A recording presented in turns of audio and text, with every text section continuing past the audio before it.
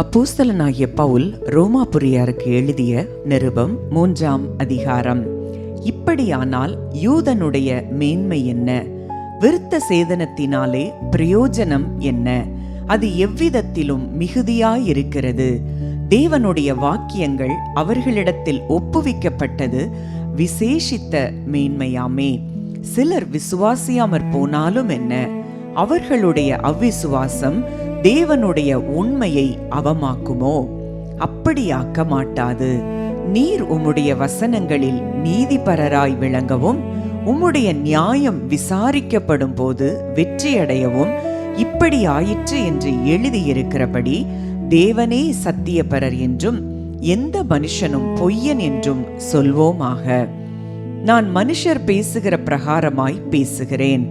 நம்முடைய அநீதி தேவனுடைய நீதியை விளங்க பண்ணினால் என்ன சொல்லுவோம்? கோபாக்கினியை செலுத்துகிற தேவன் அநீதராயிருக்கிறார் என்று சொல்லலாமா?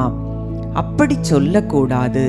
சொல்லக்கூடுமானால் தேவன் உலகத்தை நியாயம் தீர்ப்பது எப்படி? அன்றியும் என் பொய்யினாலே தேவனுடைய சத்தியம் அவருக்கு மகிமையுண்டாக விளங்கினதுண்டானால் இனி நான் பாவி என்று தீர்க்கப்படுவானேன். நன்மை வரும்படிக்கு தீமை செய்வோமாக என்றும் சொல்லலாம் அல்லவா? நாங்கள் அப்படி போதிக்கிறவர்கள் என்றும் சிலர் எங்களை தூஷித்து சொல்லுகிறார்களே. அப்படி போதிக்கிறவர்கள் மேல் வரும் ஆக்கினை நீதியாயிருக்கும். ஆனாலும் என்ன, அவர்களை பார்க்கிலும் நாங்கள் விசேஷித்தவர்களா?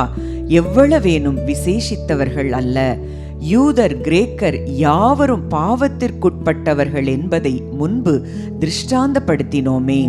அந்தப்படியே நீதிமான் ஒருவனாகிலும் இல்லை, உணர்வுள்ளவன் இல்லை, தேவனை தேடுகிறவன் இல்லை. எல்லாரும் வழி தப்பி ஏகமாய் கெட்டு போனார்கள். நன்மை செய்கிறவன் இல்லை, ஒருவனாகிலும் இல்லை. அவர்கள் தொண்டை திறக்கப்பட்ட பிரேத குழி, தங்கள் நாவுகளால் வஞ்சனை செய்கிறார்கள். அவர்களுடைய உதடுகளின் கீழே பாம்பின் விஷம் இருக்கிறது. அவர்கள் வாய் சபிப்பினாலும் கசப்பினாலும் நிறைந்திருக்கிறது. அவர்கள் கால்கள் இரத்தம் சிந்துகிறதற்கு தீவிரிக்கிறது. நாசமும் நிர்பந்தமும் அவர்கள் வழிகளில் இருக்கிறது. சமாதான வழியை அவர்கள் அறியாதிருக்கிறார்கள். அவர்கள் கண்களுக்கு முன்பாக தெய்வ பயம் இல்லை என்று எழுதியிருக்கிறதே. மேலும் வாய்கள் யாவும் அடைக்கப்படும் படிக்கும் உலகத்தார் யாவரும் தேவனுடைய ஆக்கினை தீர்ப்புக்கு ஏதுவானவர்களாகும் படிக்கும் நியாயப்பிரமாணம் சொல்லுகிறதெல்லாம் நியாயப்பிரமாணத்துக்கு உட்பட்டிருக்கிறவர்களுக்கே சொல்லுகிறதென்றும் அறிந்திருக்கிறோம். இப்படி இருக்க பாவத்தை அறிகிற அறிவு நியாயப்பிரமாணத்தினால் வருகிறபடியால் எந்த மனுஷனும் நியாயப்பிரமாணத்தின் கிரியைகளினாலே தேவனுக்கு முன்பாக நீதிமான் ஆக்கப்படுவதில்லை. இப்படி இருக்க நியாயப்பிரமாணம் இல்லாமல் தேவ நீதி வெளியாக்கப்பட்டிருக்கிறது. அதை குறித்து நியாயப்பிரமாணமும் தீர்க்க தரிசனங்களும் சாட்சியிடுகிறது. அது இயேசு கிறிஸ்துவை பற்றும் விசுவாசத்தினாலே பலிக்கும் தேவ நீதியே. விசுவாசிக்கிற எவர்களுக்குள்ளும் எவர்கள் மேலும் அது பலிக்கும் வித்தியாசமே இல்லை. எல்லாரும் பாவம் செய்து தேவ மகிமையற்றவர்களாகி இலவசமாய் அவருடைய கிருபையினாலே கிறிஸ்து இயேசுவிலுள்ள மீட்பை கொண்டு நீதிமான்களாக்கப்படுகிறார்கள்.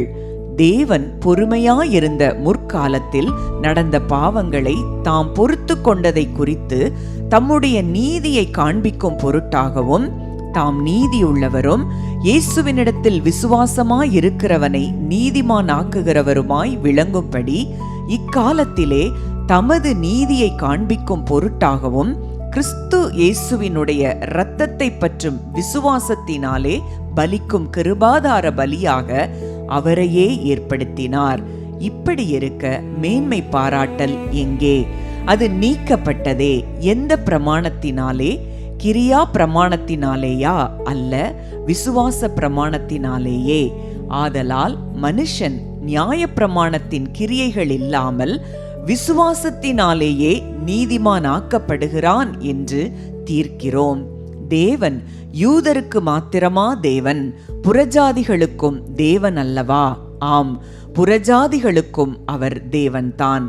விருத்த சேதனம் உள்ளவர்களை விசுவாசத்தினாலும் விருத்த சேதனம் இல்லாதவர்களை விசுவாசத்தின் மூலமாயும் நீதிமான்களாக்குகிற தேவன் ஒருவரே. அப்படியானால் விசுவாசத்தினாலே நியாயப்பிரமாணத்தை அவமாக்குகிறோமா? அப்படி அல்ல, நியாயப்பிரமாணத்தை நிலைநிறுத்துகிறோமே.